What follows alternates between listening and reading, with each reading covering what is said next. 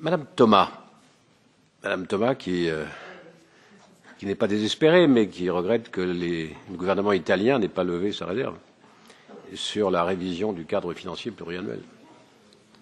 Oui, merci Monsieur le Président. Je regrette surtout, pour ma part, que nous ne soyons pas à la hauteur des défis et que le budget de l'Union européenne ne soit pas à la hauteur des défis, comme l'ont dit plusieurs de mes collègues. Je voudrais bien sûr à mon tour remercier le rapporteur, avec lequel nous partageons un certain nombre d'analyses, un certain nombre d'ambitions et de priorités. Mais comme l'a dit Daniele Viotti, notre shadow, nous avons aussi un certain nombre de points de débat sur les priorités. Et je voudrais commencer par une remarque avant de repartir sur la vision globale budgétaire et les priorités.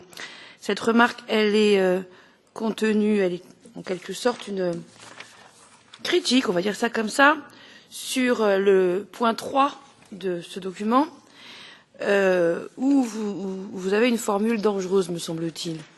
Une formule qui dit que l'investissement privé est la seule à créer des emplois. Je crois que c'est une formule dangereuse, outre le fait qu'on peut être en accord, en désaccord, ça reste du domaine de l'idéologie et ça m'intéresse assez peu. Mais par contre, elle est dangereuse dans la mesure où elle justifie, dans le budget de l'Union, la substitution des subventions par les instruments financiers. Parce que si c'est effectivement l'investissement privé qui crée les emplois et pas l'investissement public, il faut supprimer les subventions et ne faire que les instruments financiers. Donc attention à cette formule, d'autant plus qu'à mon avis, elle rentre en totale contradiction avec le point 11, sur lequel vous insistez sur l'importance des politiques de cohésion. Donc ça, c'était un point, on va dire, principiel. Après, je vais faire des remarques sur les priorités. Et je vais dire, Monsieur Fernandez, que pour une fois, je ne partage pas toutes vos priorités.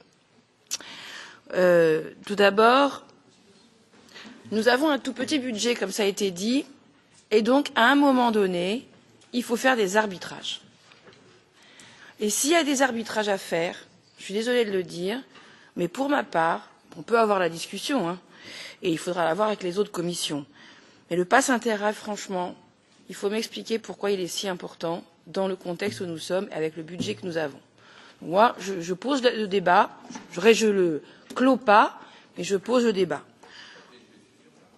Non, mais ça a été une décision, Monsieur Fernandez, mais à partir du moment où on doit arbitrer, il y a des choses qu'on a décidé qu'il va falloir soustraire. On n'y arrivera pas. Donc voilà. Deuxièmement, d'ailleurs ça concerne la question de la défense également, et là je rejoins ce qu'a dit Monsieur Gaillard. Moi je ne souhaite plus qu'on fasse, comme disait Monsieur Denanot, des grands discours sur la question du budget de la défense, pour qu'au final on ait un tout petit budget qui, de surcroît, coupe d'autres priorités budgétaires. Parce que c'est exactement ce qui se passe, comme pour l'EFSI, comme pour tout.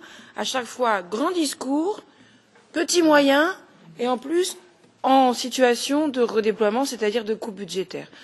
Donc là aussi, je crois que ça a été dit par plusieurs collègues, et vous-même, je crois, M. Fernandez, sur la question de la défense. Il faut que nous ayons un vrai débat. Et Monsieur le Président, je crois que peut-être serait-il opportun, une suggestion, que nous ayons un débat avec la sous-commission de la défense du Parlement sur ces questions de financement, parce que j'ai l'impression qu'ils ne se rendent pas compte du tout des implications budgétaires de ce qu'ils préconisent.